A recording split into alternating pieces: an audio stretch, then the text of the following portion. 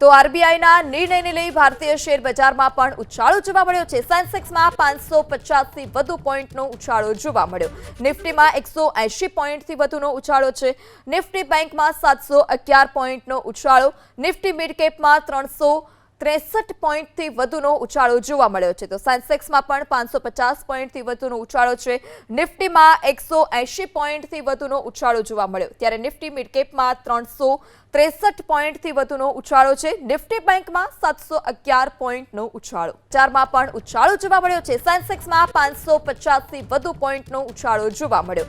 નિફ્ટીમાં 180 પોઈન્ટથી વધુનો ઉછાળો છે।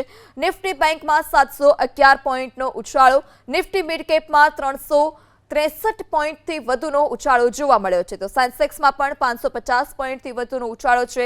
નિફ્ટીમાં 180 પોઈન્ટથી વધુનો ઉછાળો જોવા મળ્યો, ત્યારે નિફ્ટી મિડ કેપમાં 363 પોઈન્ટથી વધુનો ઉછાળો છે। નિફ્ટી બેંકમાં 711 પોઈન્ટનો ઉછાળો।